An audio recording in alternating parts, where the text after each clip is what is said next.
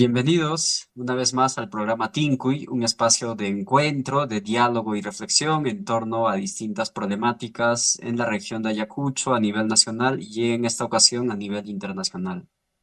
En agosto, en Ayacucho se considera como el mes de la memoria y por tanto vamos a aproximarnos en torno a otras experiencias a nivel internacional.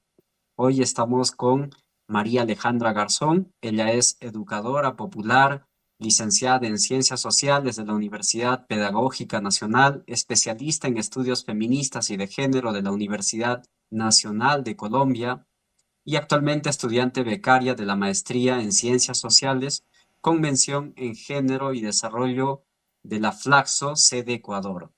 Sus enfoques investigativos han estado centrados principalmente en la educación, la memoria histórica, el género, el conflicto armado interno de Colombia y el neoliberalismo.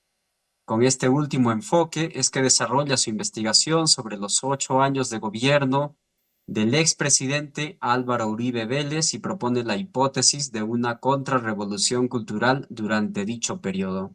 Hoy, nuestro episodio, que corresponde ya al TINCUY 26, vamos a hablar en torno a la contrarrevolución cultural en Colombia. Para ello, vamos a explorar un poco más y María Alejandra nos va a socializar los resultados de su investigación, de su tesis titulada La Contrarrevolución Cultural de Álvaro Uribe Vélez, que ha sido presentada en la Universidad Pedagógica Nacional. Hola María Alejandra, ¿cómo estás? Buenas noches, José, ¿cómo estás? Un gusto estar aquí en Tincuy. Muchas gracias por la invitación. Y bueno, trabajo que ya cumple una década de haber sido hecho, eh, es una apuesta por develar cómo el neoliberalismo, la guerra y las élites de Colombia configuran un retroceso dentro del desarrollo de la construcción de nación y dentro del desarrollo de las posibilidades de vida de un país como Colombia. Esa es la apuesta principal, eh, más allá de hacer un enjuiciamiento sobre el Ujú. expresidente Álvaro Uribe Vélez, es la posibilidad de mirar el impacto que tiene un gobierno y sus políticas públicas en los términos económicos, políticos, sociales, dentro de la población civil, dentro de la ciudadanía.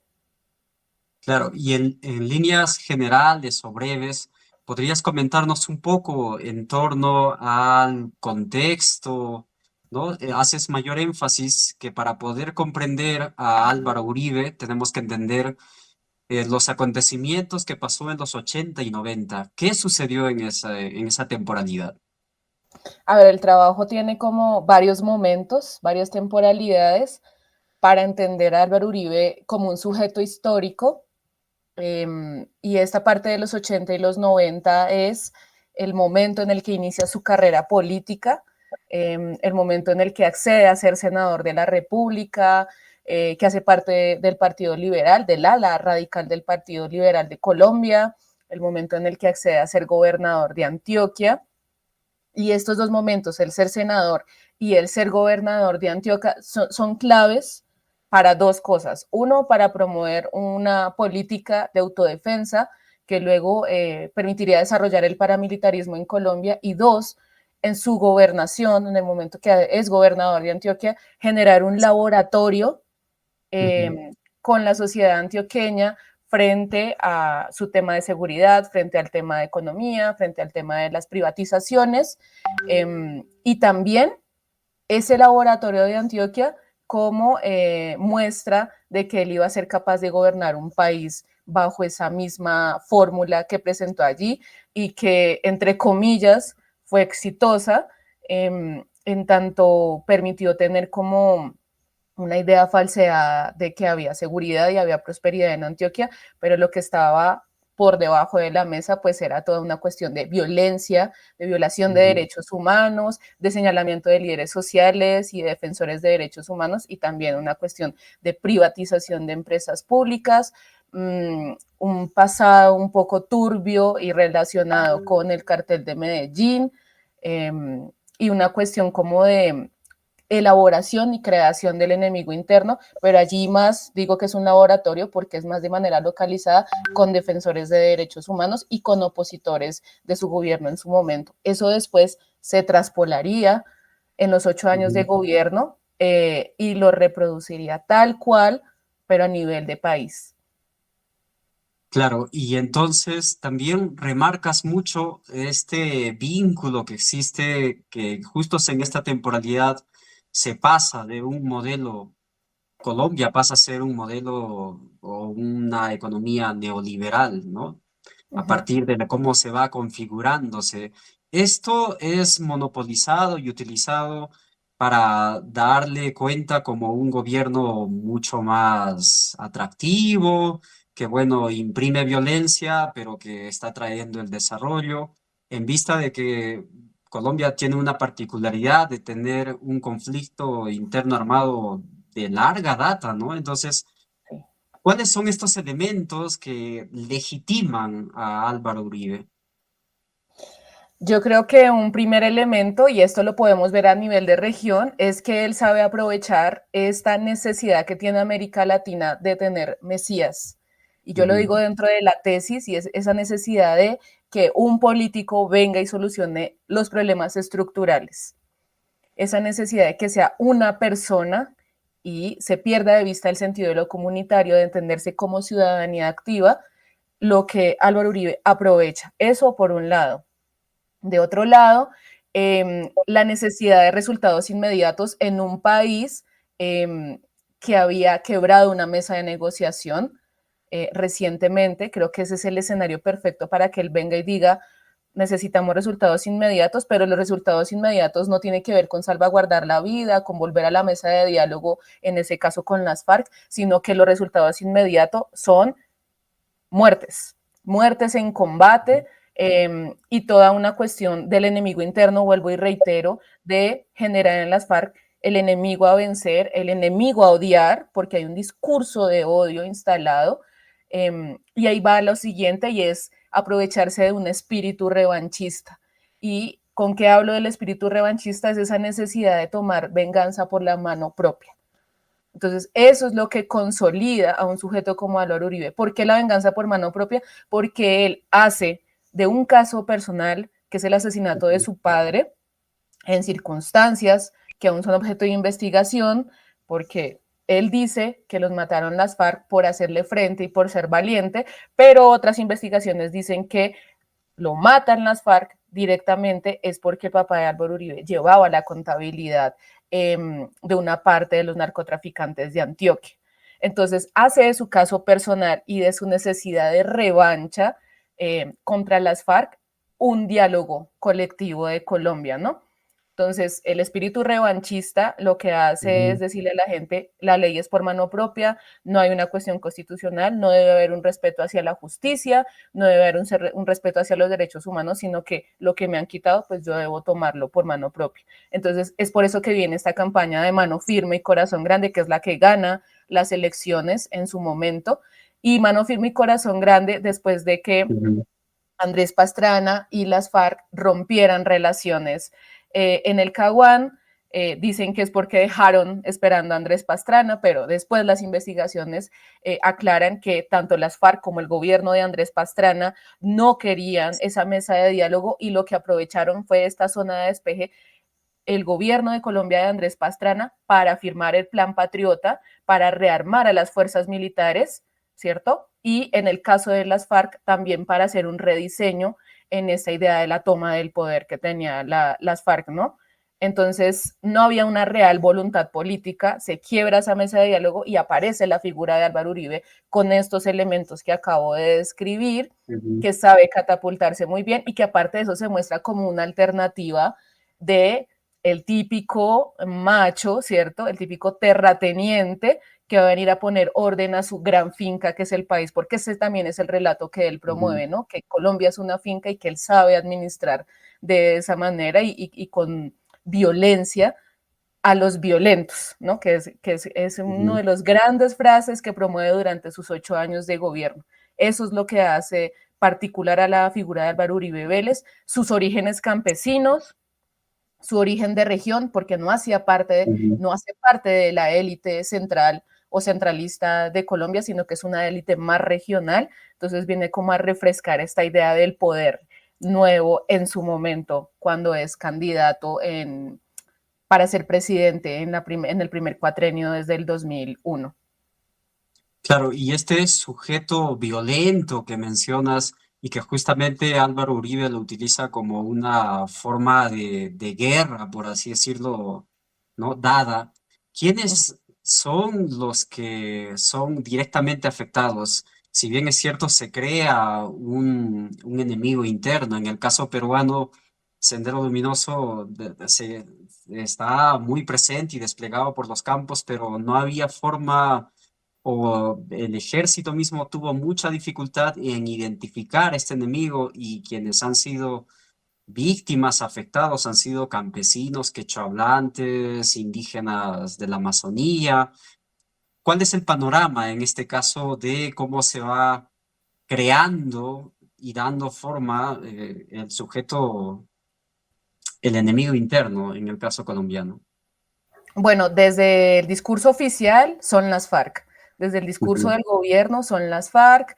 Eh, Cabe recordar que en ese momento pasa lo de las Torres Gemelas, entonces ujú, entramos en un diálogo a nivel mundial sobre el terrorismo.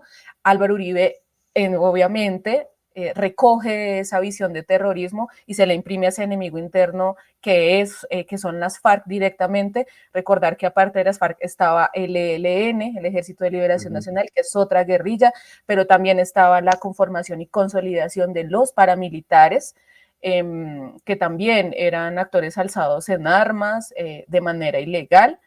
Entonces, desde el discurso oficial son las FARC, ¿no? Las FARC son los que han perpetrado desde ese discurso la mayor parte de los crímenes de lesa humanidad, han asesinado a todas las personas, hacen vacunas, no dejan trabajar, como que este es como el discurso oficial. Pero si uno se pone a ver las personas que fueron afectadas desde esta ujú, política de seguridad nacional, son las clases populares, son el campesinado, son las regiones afectadas y son las regiones en las que solamente el Estado fue visible por la bota militar, es decir, que solamente había presencia estatal, era cuando estaban las Fuerzas Armadas de Colombia. Entonces, por eso vemos el caso de los falsos positivos, que son ujú. 6.402 ejecuciones extrajudiciales en connivencia entre los paramilitares y los militares, de jóvenes, de sectores populares, de jóvenes empobrecidos, la mayoría de ellos eran hijos de mujeres, de cabezas de familia, y es una cifra horrorosa que da cuenta de que la guerra no estaba siendo solamente contra las FARC, como se veía oficialmente, sino que la guerra estaba siendo también contra las clases populares. Es el momento en el que se dan la mayor cantidad de masacres.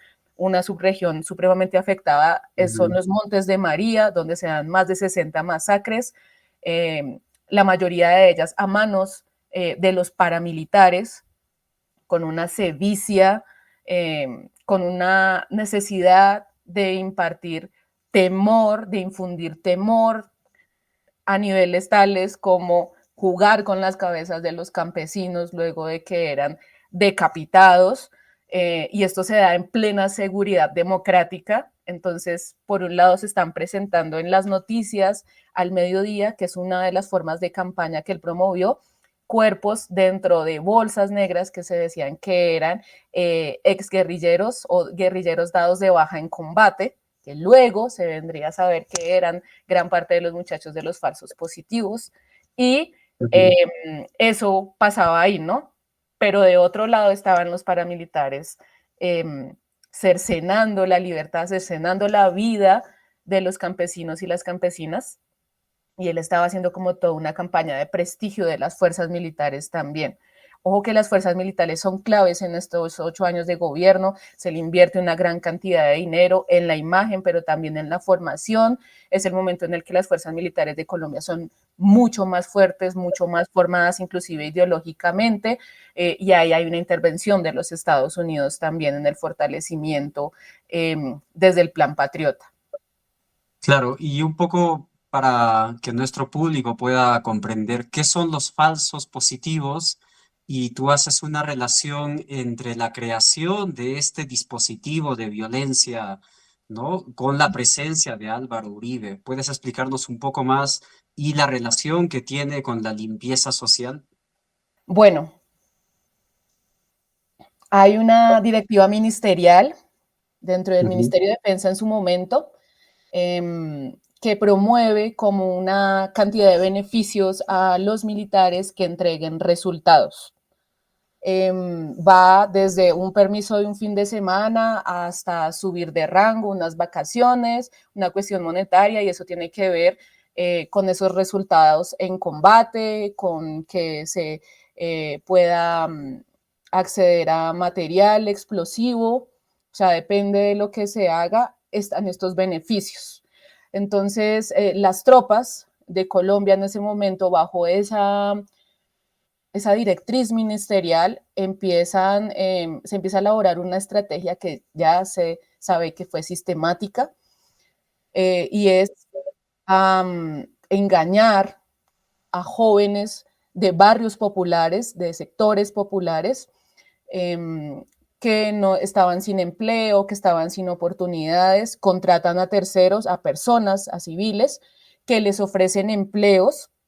Estos empleos por lo general se ofrecían fuera de los cascos urbanos, en fincas, supuestamente recogiendo frutas, sembrando y demás. En el momento en que los muchachos aceptan esto, que no es por grandes cantidades de dinero, era por el salario mínimo de su momento, obviamente tener una salida económica cuando no se tiene acceso, pues, y si es trabajo, pues obviamente la gente va a acceder de manera más fácil. Los subían en camiones, se los llevaban algunos a 3 horas, otros a 8, otros a 20 horas, muy lejos de los cascos urbanos. Allí descendían, los hacían descender de los camiones, se les entregaban a la tropa, estos contratados por el ejército, los ujú, hacían vestir eh, con prendas de uso privativo de las fuerzas militares, que también usaba en ese momento la guerrilla, que usaba en ese momento las FARC, les entregaban armas, les ponían botas y luego les acribillaban. Luego de eso, en los informes que entregaban los militares, lo que hacían era decir que esas eran bajas en combates. Entonces, por eso se llaman falsos positivos, porque realmente no son positivos dados de baja en combate dentro de este lenguaje castrense, ¿no? ujú. Y eso, por eso es la cifra de 6.402 vidas que fueron cegadas bajo esta forma de operar dentro de Colombia. Reitero, pues la mayoría de sectores populares, de sectores supremamente deprimidos económicamente, y esa fue una de las políticas y de las formas sistemáticas en la que operó la seguridad democrática dentro de Colombia en esos 8 años. Todavía con el gobierno de Juan Manuel Santos, que es el que va después de Álvaro Uribe, Juan Manuel Santos, que es su ministro de Defensa, junto a Marta Lucía Ramírez, se siguen dando los falsos positivos, ¿no? Es una cosa que quedó muy, muy ligada a dar resultados, a la presión que ejercía los Estados Unidos por tener resultados para que el Plan Patriota valiera la pena financiarlo desde el norte global, ¿no? También hay una Mm. cuestión de presión sobre las fuerzas militares muy fuerte. Y otra de las cosas que también visibilizas dentro de tu trabajo es esta ambivalencia discursiva que maneja Álvaro Uribe, ¿no? Que por un lado hay todo un programa de despliegue de una pedagogía de la tolerancia, pero por otro lado existe violaciones a los derechos humanos, la militarización. ¿Cómo se entiende y se imprime esto en la cotidianidad, esta ambivalencia? Por un lado, una cultura de paz y por el otro lado, legitimando las armas. Bueno, esta parte yo creo que es nodal dentro de lo que expongo en mi investigación Ujú, y es esta necesidad de querer parecer un patriarca en el poder de mis hijos, los voy a reunir, quiero que todos estemos bien, por eso estoy promoviendo este tipo de cosas, por eso hay que ser fuerte en la discursividad, pero la paz tiene que ser de esta manera. y la paz es pacificando, es decir, en Colombia la pacificación es hay que encarcelar a la gente que está promoviendo el terrorismo, la mayoría de ellas defensores de derechos humanos, líderes comunitarios, y toda esta pedagogía de la tolerancia también estaba en algo que hacía Álvaro Uribe y era que hacía sus espacios de encuentros comunitarios a lo largo y ancho de todo el país, se sentaba y comía con los campesinos, con los indígenas, o sea, con la gente de a pie, y como que esa pedagogía de la tolerancia, supuestamente esos espacios era donde cualquiera podía llegar a hablar y llegar a exponer sus problemas, y directamente el presidente de la República era quien le escuchaba, y desde ahí él daba órdenes, pero desde ahí también él señaló a muchos campesinos y campesinas que luego fueron asesinados o que luego fueron desaparecidos. ¿Sí? Entonces esta pedagogía de la tolerancia y esta pedagogía de la paz y de la apertura estaba bastante eclipsada por un espíritu autoritario, por un espíritu de gamonal, si se quiere. Y aparte de eso, decía él, dentro de su manera de actuar, que lo que se necesitaba era tener acercamiento a la población civil y tener resultados inmediatos, y eso iba a ser la fórmula perfecta para que Colombia accediera a la paz.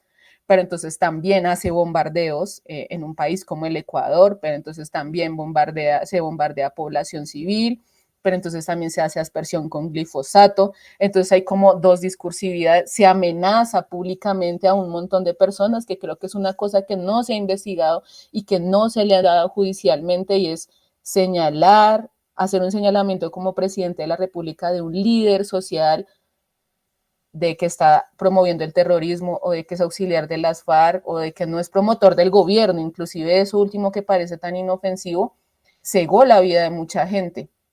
Y como que, sí, o sea, como que no ha habido nada frente a eso. Promover en una democracia que el actor más importante y más legítimo son las fuerzas militares y no la ciudadanía, también genera esta pedagogía de la tolerancia, pero armada, ¿no? Eh, entonces, como esos contrastes de discurso con lo de los falsos positivos y que él tuvo que pedir disculpas públicas hace poco menos de 4 años, fue que salió y dijo que esos muchachos no habían salido a recoger café de una manera ofensiva, ¿cierto? Frente a la memoria y frente a la inocencia de estos muchachos, como quitando la presunción de inocencia de ciudadanos y ciudadanas con este tipo de frases, ¿no?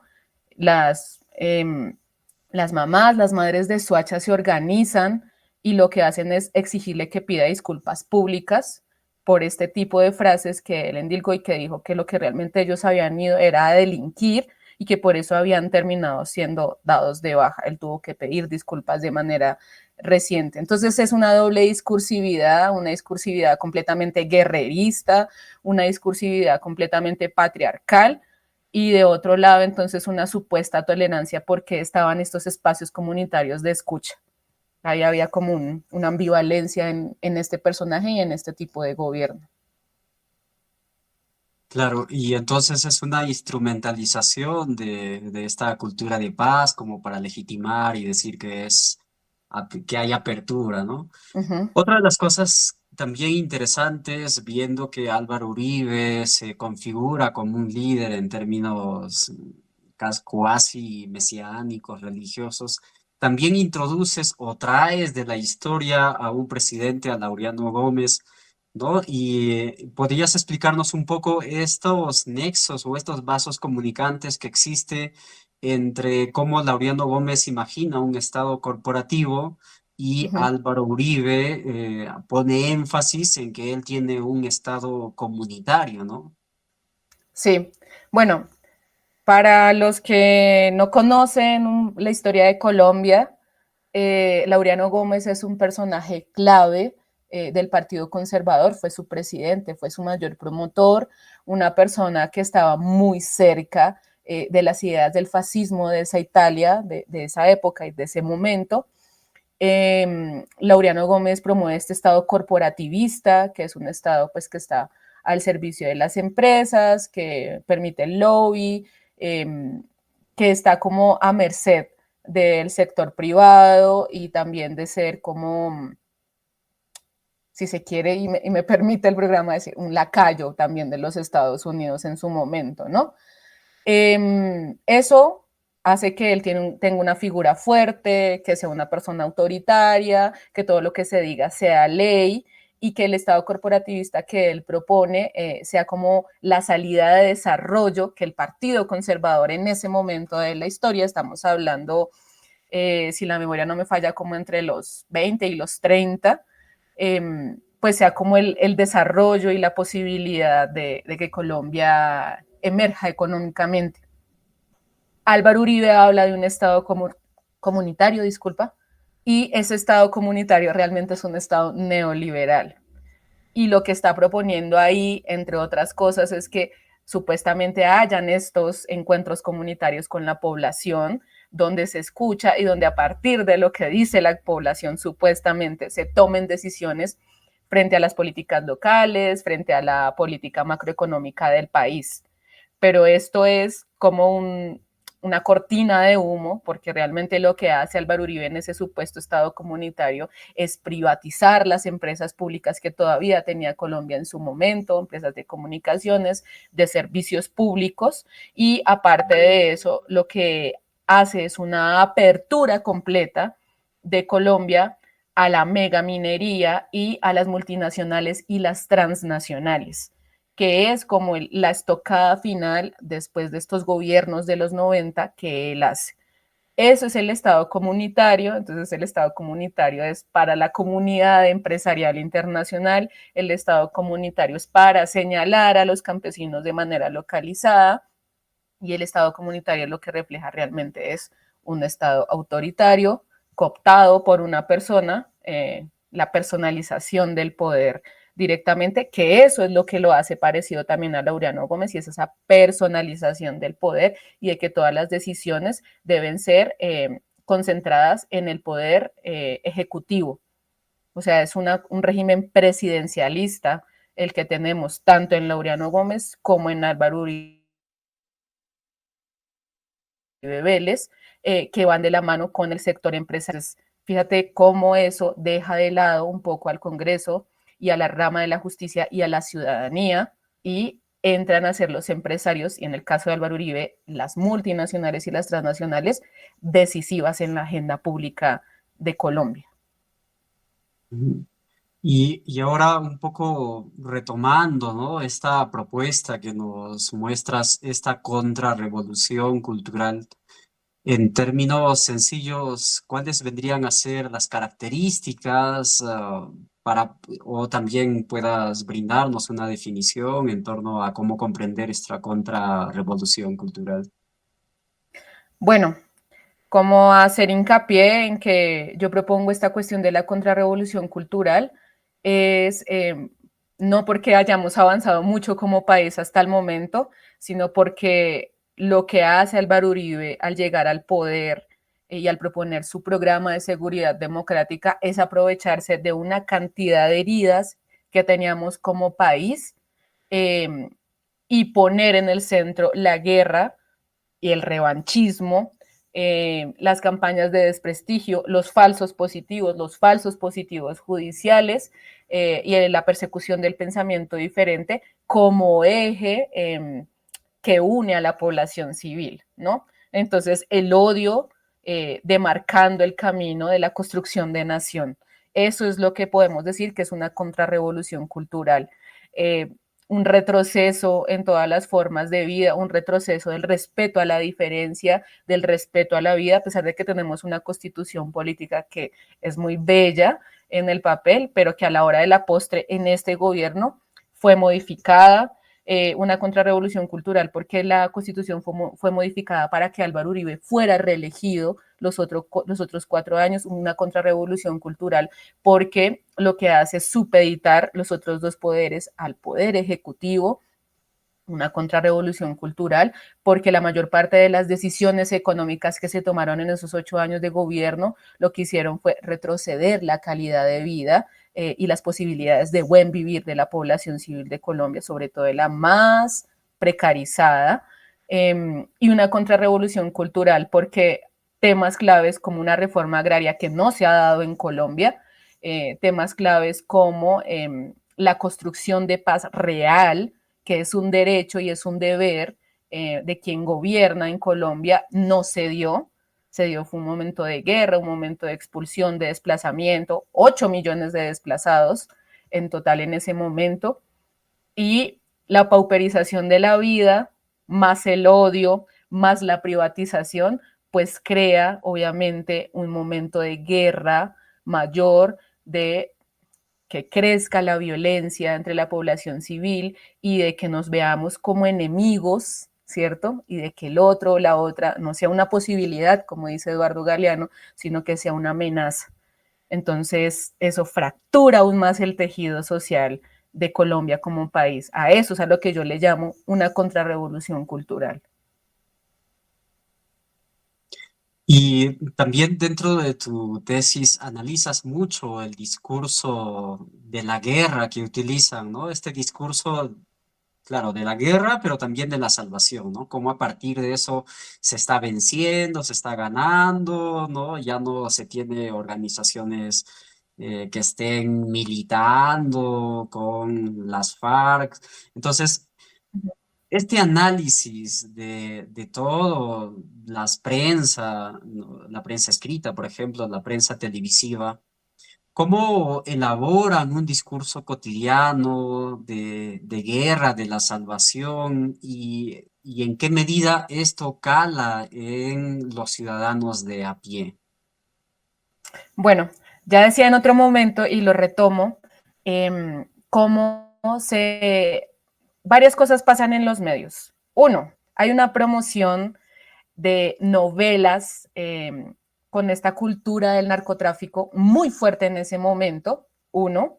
Dos, se promueve que en los noticieros del mediodía, cuando la gente está en los restaurantes almorzando o en su casa, las amas de casa y demás, quienes tienen acceso a la televisión, sea el momento de celebrar las victorias de la guerra. Entonces están estos cuerpos en bolsas, en filas, como si fueran objetos, y son resultados inmediatos y son casi que vistos como trofeos de guerra. Ojo con esa cuestión de trofeos de guerra y con el lenguaje. Eso es lo tercero que yo hablo ahí, es dados de baja en combate, ¿cierto? Asesinados, porque los militares muertos en combate eran asesinados. Los guerrilleros eran dados de baja, los falsos positivos fueron dados de baja en combate. Entonces, hay un desprecio por la vida muy fuerte en esos noticieros en el mediodía de que estas muertes son trofeos y estas muertes sí hay que llorarlas como nación, ¿no? Entonces hay una diferenciación de la vida, hay una clasificación de qué seres humanos son dignos de los duelos y la gente casi que yo digo que aprende a mirar eso, ¿no? A mirar cuáles son las muertes que sí son dignas de respeto y cuáles muertes pues tienen que suceder y no hay nada que decir y no hay nada que celebrar. También el lenguaje de los medios de comunicación frente a la cuestión del terrorismo, ¿no? Que el terrorismo viene del norte global, se impone en el sur global, lo imponen también las élites políticas y es como cualquiera era terrorista. Cualquiera que se opusiera al gobierno era terrorista, cualquiera que se opusiera al gobierno estaba financiado por las FARC, era guerrillero. Cualquiera que hablara de la historia y de la memoria o de lo que estaba sucediendo con los falsos positivos era un promotor de la guerrilla. Cualquier defensor o defensora de derechos humanos, cualquier lideresa comunitaria. Entonces, este lenguaje tan irresponsable de la prensa ayuda a esa fractura del tejido social. Y muchas veces la prensa lo que hizo fue promover este heroísmo de las fuerzas militares, ¿cierto? Que tuvo una campaña y un despliegue de campaña grandísimo de medios en ese momento. Entonces, las fuerzas militares como el eje salvador del Estado, junto con su presidente, las fuerzas militares, todo lo que hicieran era en beneficio de la nación. Las fuerzas militares están protegiendo a la población civil de enemigos, ¿cierto? Que están dentro de la población civil. Y este lenguaje también fue un lenguaje muy guerrerista de parte de los medios, vuelvo y digo, de la falta de cuidado frente a las vidas, frente a la vida como eje de respeto, pero inclusive también frente al lenguaje de lo que pasó con los falsos positivos, de la promoción de imágenes de cadáveres, de la promoción de una discursividad militar, de fotografías donde aparecían no solamente asesinados, personas, exguerrilleros dentro de bolsas, sino que también hay una promoción como de la militarización como eje salvador. Entonces los medios, las fotografías, todo eso era como loable, ¿no? Como muy respetable. Entonces hubo una gran irresponsabilidad de los medios de comunicación en Colombia, que le permite a Álvaro Uribe gobernar casi que con total impunidad durante los 8 años y prácticamente sin oposición dentro de los medios de comunicación. Ningún medio de comunicación oficial en Colombia le hizo oposición al gobierno de Álvaro Uribe Vélez en esos 8 años. Otra de las cosas que destacas también es cómo estos procesos de violencia, tanto del Estado, del narcotráfico, de las FARC, dentro de este campo donde hay varios actores, se complejiza mucho más, se da un proceso de desplazamiento forzado. Y recalcas mucho esta conexión que hay como un acuerdo, hay algo así como una conexión para hacer una contrarreforma agraria y ir exclusivamente a lugares que son vistos como una potencialidad para su aprovechamiento, ya sea a través del establecimiento de nuevos fondos agropecuarios donde solo pocos son los dueños, el desplazamiento. ¿Puedes explicarnos un poco más este proceso? Claro que sí. Mira, cuando uno hace una radiografía de las zonas donde hubo mayor violencia en Colombia durante estos 8 años, son zonas con suelos ricos en minerales, ¿cierto? Son zonas de gran capacidad productiva agropecuaria, zonas donde habían reservas de petróleo, y hay un concepto que yo lo he trabajado ya de manera más reciente, que es el concepto de tierra arrasada, y es como en ciertos lugares de la geografía de Colombia, donde hay desplazamiento, donde hay violencia sexual y donde también hay masacres, después de que la población civil se va y sufre tantas formas de violencia, tantas formas de los repertorios de violencia, esas tierras son vendidas muy baratas a terceros y luego llegan las multinacionales a esos espacios a hacer explotación de esos espacios con la ganadería, puede ser de manera local con las élites o las multinacionales y las transnacionales hacer explotación minera,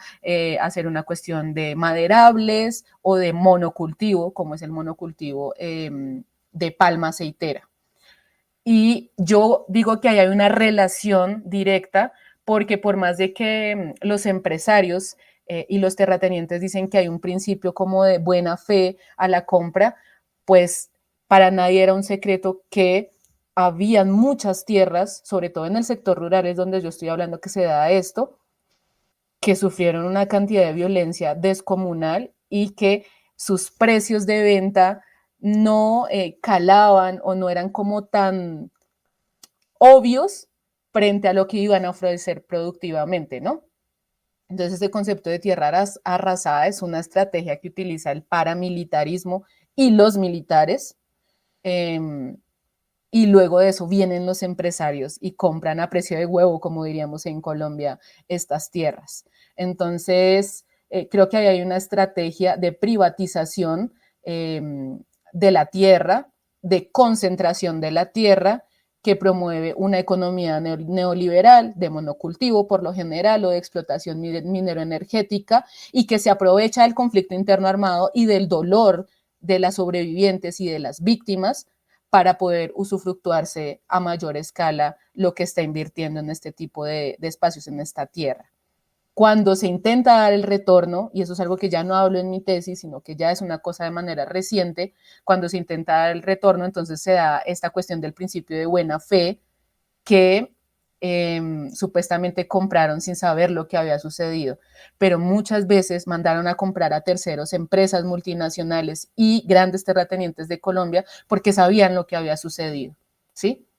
Entonces, hay una cuestión de culpa, hay una cuestión también de saber lo que se estaba haciendo. Entonces es el conflicto interno armado de Colombia, y esos 8 años de gobierno no solamente tiene actores al margen de la ley como responsables, sino también a una clase política y a una clase empresarial nacional e internacional que se aprovechó de la violencia para poder mejorar sus posibilidades económicas y para poder tener ganancias muy altas a costa de la vida de las personas.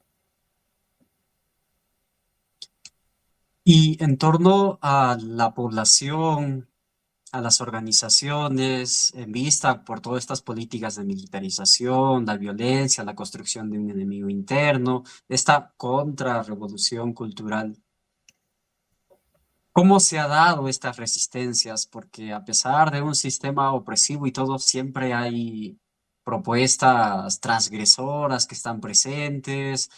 ¿Cuál ha sido esta agencia política de las organizaciones de base para poder construir procesos de memoria, procesos de denuncia de las violaciones a derechos humanos, ¿no? De resistencia de la ciudadanía?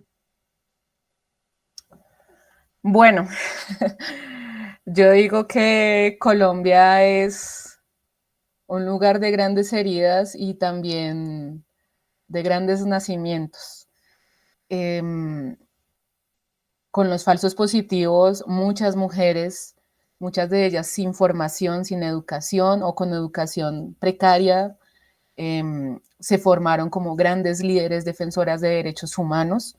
Una de ellas es el caso del colectivo de Madres de Soacha, la mayoría de ellas de un sector popular cercano a Bogotá, que se volvieron personas del ámbito internacional, eh, que han hablado y siguen hablando de justicia, que hablaron de todo el tema del antimilitarismo, de la importancia del acceso a la justicia y a la verdad como principio de construcción de nación. Eso de un lado, de otro lado, colectivos de abogados históricos como el José Alvear Restrepo, que siguen haciendo toda una promoción de esclarecimiento de hechos, que a pesar de haber sido amenazados y muchos de ellos encarcelados por hacerle oposición y por hacer preguntas frente al gobierno de Álvaro Uribe Vélez, siguen resistiendo desde la defensa de los derechos humanos. Las organizaciones campesinas, y algo que me parece como clave de anotar aquí, José, es cómo los festivales en Colombia, los festivales de música se volvieron lugares de resistencia, como el folclore se volvió una posibilidad de denunciar, ¿cierto? Lo que estaba sucediendo, pero también de hacer memoria. Una organización también importante como las Tejedoras de Sueños y Sabores de Mampuján, en Montes de María, eh, se vuelven artistas a través del tejido, ¿cierto? A través de la apuesta gráfica de mantas, que muestran no solamente lo que sucedió en el conflicto interno, sino cómo se organizaron para sanar. Son personas que se capacitan, colectividades que se capacitan para hacer apoyo psicosocial, luego de hacer ellas mismas un proceso de sanación. Y creo que hay una cultura como de empezar a entender la diferencia. Le cuesta mucho a Colombia, después de estos 8 años de gobierno, entender la diferencia como una posibilidad, pero son este tipo de organizaciones las que ayudan a promover esa otra idea de país que se quiere en Colombia, ¿no? A pesar de las heridas, a pesar del dolor, a reconfigurar el proyecto de vida y a formarse para saber cómo ser sujetos activos y ciudadanas activas dentro del Estado social de derecho que es Colombia. Eh, yo creo que es clave ahí como anotar. La resistencia también se da en la promoción de otro tipo de candidatos, de otro tipo de alternativas para acceder al poder. Y lo que sucede actualmente en Colombia con Gustavo Petro y con Francia Márquez también es ese estar de pie y reclamar la dignidad y tener la dignidad a pesar de la ola de violencia tan fuerte que ha sufrido Colombia durante más de 60 años, ¿no? O sea, este gobierno que tenemos hoy en día es el resultado de esas organizaciones, de ese deseo y esa terquedad de defender la vida en todas sus formas. Y una cosa también son las comunidades negras y las comunidades indígenas en Colombia, las comunidades indígenas raizales y palenqueras, a través de la promoción de la cultura, a través de la defensa de sus territorios, de sus tierras comunales, también defender esa posibilidad de tener acceso a derechos básicos, pero también la promoción de una memoria histórica con posibilidades de futuro.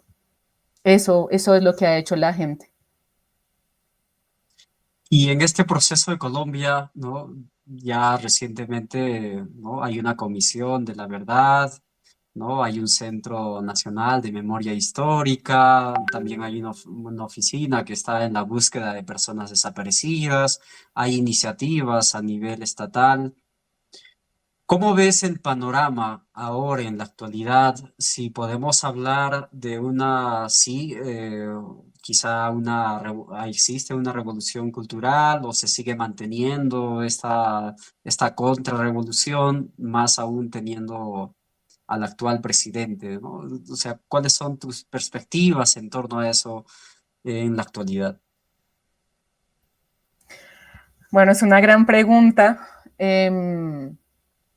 Varias cosas a decir frente a eso o intentar responder esta gran pregunta y es, yo creo que la firma del acuerdo en el 2016 marca una ruptura en la historia de Colombia. La entrega de armas por parte de las FARC, eh, la guerrilla más vieja de este continente, marca una pauta muy grande. Muchas colectividades se organizan después de eso.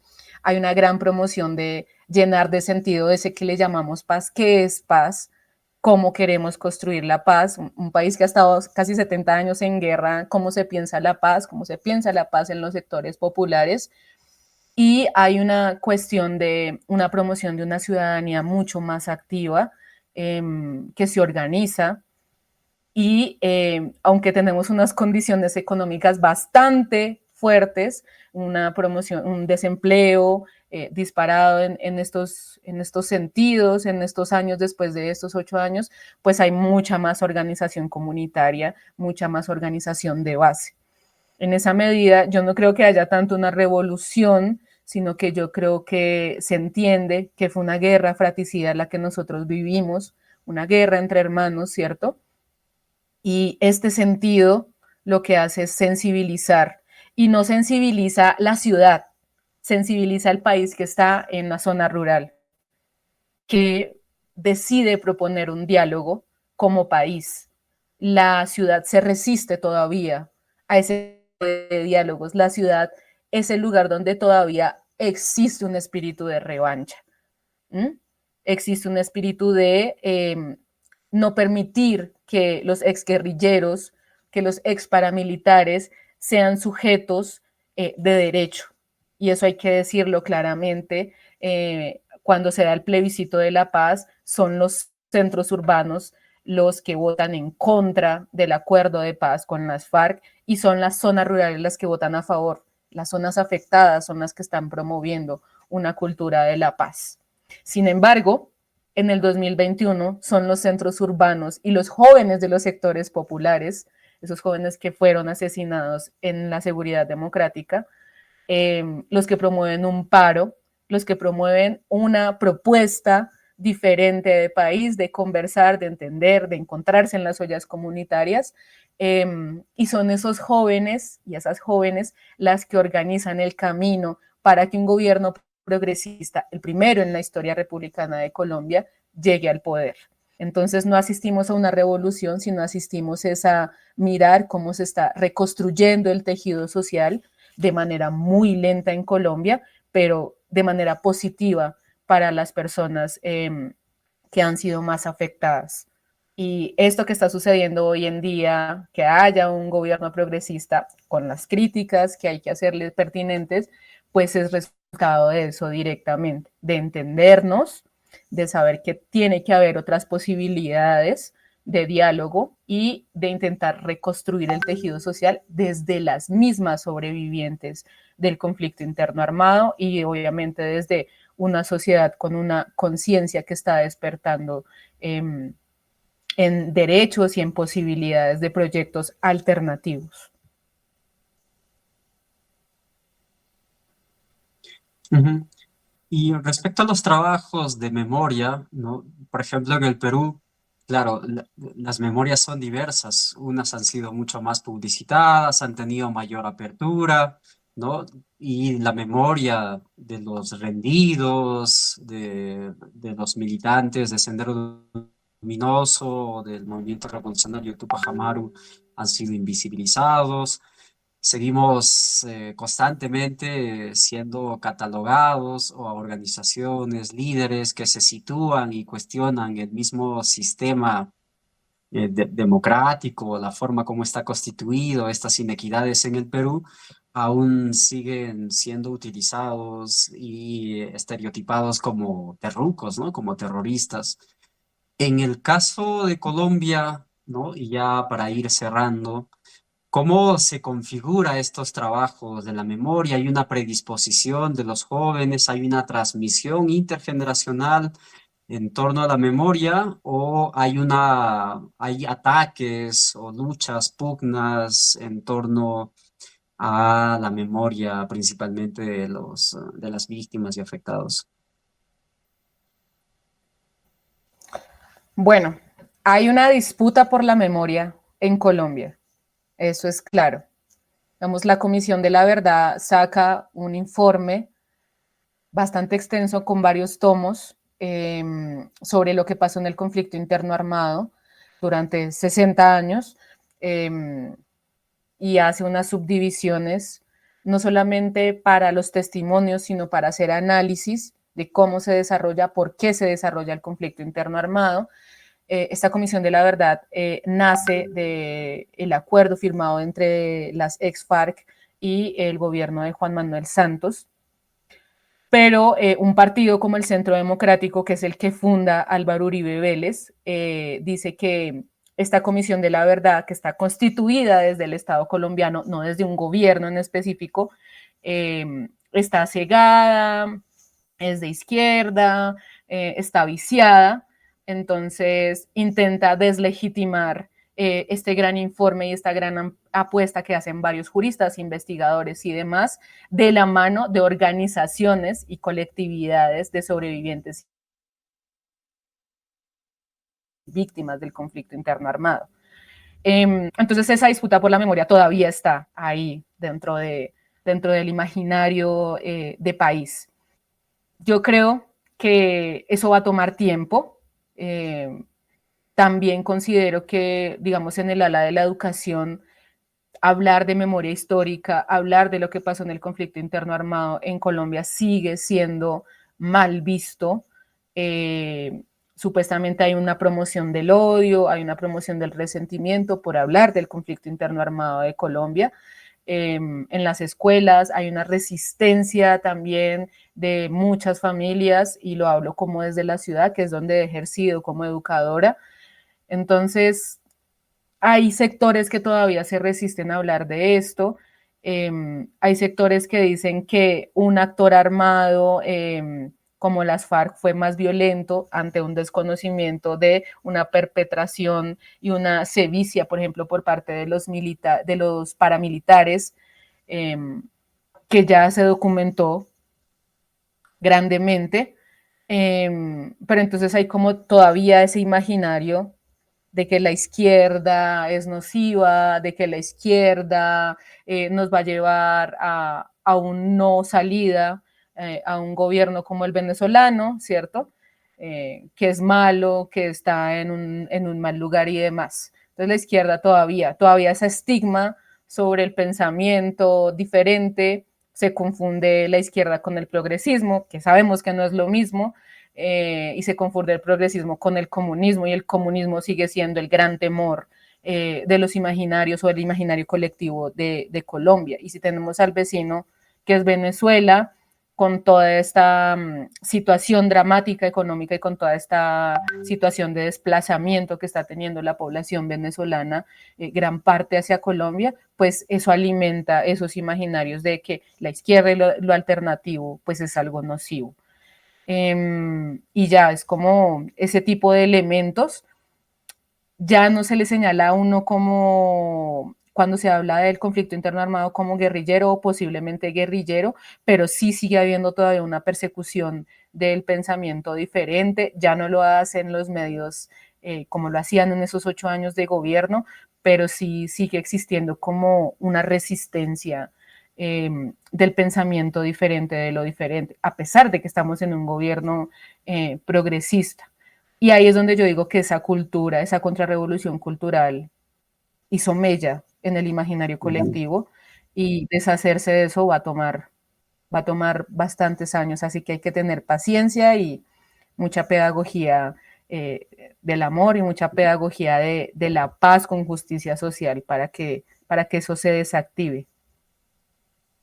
Muchas gracias por tus reflexiones. Hoy estuvimos conversando con María Alejandra Garzón en torno a su tesis titulada La Contrarrevolución Cultural de Álvaro Uribe Vélez, y de pasito también nos hemos puesto a hablar un poco sobre el conflicto interno armado en Colombia y además sobre los procesos de resistencia, de memoria y cultura de paz.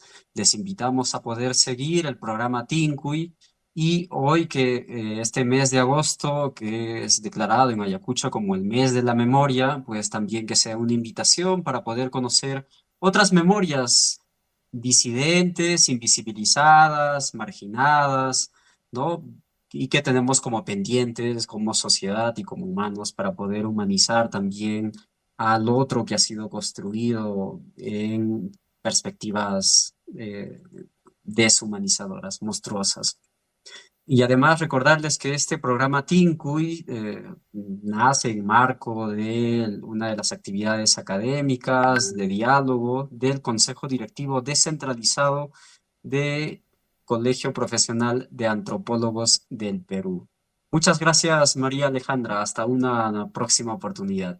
Muchas gracias a ti, un saludo grande al Colegio de Antropólogos y a la audiencia de Tincuy, que tengan un precioso resto de año, y que este mes de la memoria sea un mes para entender cómo reconstruir el tejido social y para pensarse algo que es complejo pero fundamental, y es el proceso hacia la reconciliación. Muchas gracias. Feliz noche.